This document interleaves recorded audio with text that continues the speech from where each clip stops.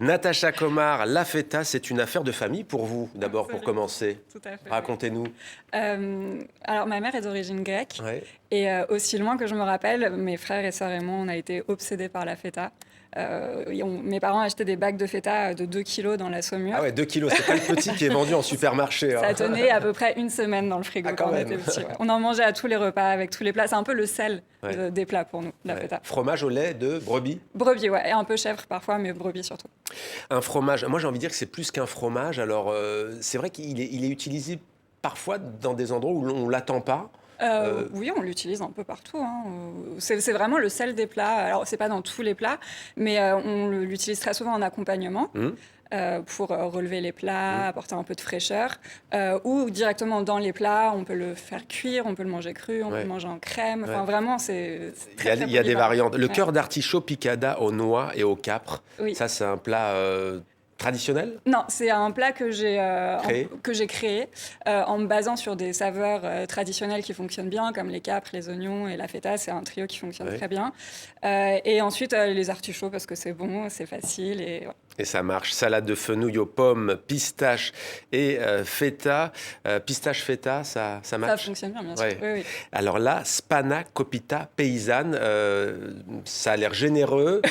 C'est quoi? C'est une friand, tourte, chaussons aux épinards. On trouve une littérature différente. Pour vous, c'est quoi? Alors, la spanakopita, normalement, c'est un feuilleté qui se fait avec de la philo. Ouais. Comme c'est pas forcément évident de trouver de la philo facilement en France, c'est ma marraine en fait qui vit à Athènes qui m'a donné cette recette. Et dans les villages en fait, la philo on la fait pas vraiment soi-même parce que c'est une longue histoire à faire. Et du coup dans les villages on peut faire cette version paysanne qui est plus facile à faire, avec des ingrédients du quotidien faciles à trouver. Et oui, ça tient bien au corps. C'est Ouais, très bon. d'où le mot paysanne. Alors, vous partagez aussi votre passion sur votre compte Instagram. On regarde un petit aperçu. Est-ce que tu savais que tu peux manger l'écosse des fèves? Parce qu'apparemment, vous êtes nombreux à les écosser et ensuite à jeter les 3/4 de ce légume à la poubelle. Et je ne suis pas d'accord. Tata Natacha, pas contente. Donc tu vas bouffer tes cosses, ok?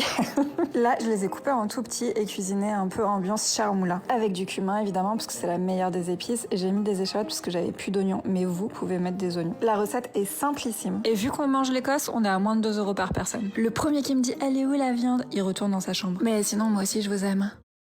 Le premier qui me dit elle est où la viande, il retourne dans sa chambre. Pourquoi vous aviez besoin de le dire? C'est vrai que c'est dommage, il y a du gaspillage, hein, parce qu'on fait cette émission culinaire et gastronomie, mais c'est très intéressant. Il faut rappeler que parfois on gaspille beaucoup, y compris Bien quand sûr. on fait des recettes classiques du quotidien. Bien sûr. Et en fait, je savais pas, mais j'ai appris qu'en France, on mange pas du tout l'écosse des fèves. Ouais. En Grèce, on les mange, et je pense que dans la plupart des pays méditerranéens, on les mange On aussi. ne gaspille rien. Non, on mange tout, c'est Ouais. bon. Pourquoi le jeter?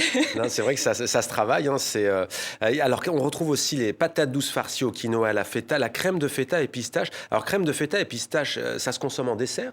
Non, pas du tout, c'est Pas du salé. tout, Ouais, d'accord. c'est plus un dip pour un apéro ou sur une tartine dans un sandwich. Ouais. Alors travailler sous toutes ses formes, elle se déguste donc émiettée, crémée, rôtie, crue ou panée. C'est ça qui est frappant avec cet aliment, ce fromage. C'est en ce sens peut-être qu'il se différencie. Alors pas forcément de tous les fromages, parce qu'il y a des fromages italiens, c'est un peu la même, hein, sur le sûr. parmesan par exemple notamment. Mais c'est ce qui en fait aussi son intérêt gastronomique. Moi, je trouve que si on a de la feta dans son frigo, on peut faire 1000 plats différents. Mm. Et c'est ça qui est assez magique, c'est que qu'on la mange crue, en crème, cuite, panée, rôtie, elle a une texture et un goût qui est différent. Et donc, Ouais. en fait, on s'en lasse pas. Ouais. On peut vraiment l'explorer de 1000 façons différentes. Voilà. Et c'est un peu ce que je voulais montrer dans Voilà, le livre. donc le bac de 2 kilos, il peut servir en fait, le bac de 2 kilos. Un petit détour par l'île de Santorin, il y a notamment le tomato keftedes, galette de tomates ou Oui. beignet. C'est des beignets, c'est cuit dans pas mal d'huile quand même. Mm. Et c'est vraiment un plat qui met à l'honneur des produits très simples. C'est des tomates, un peu de farine, des herbes fraîches. Il y a beaucoup d'herbes fraîches dans la cuisine grecque. Et de la feta, évidemment. Et voilà. Obsession feta, donc Natacha Komar, édition Hachette.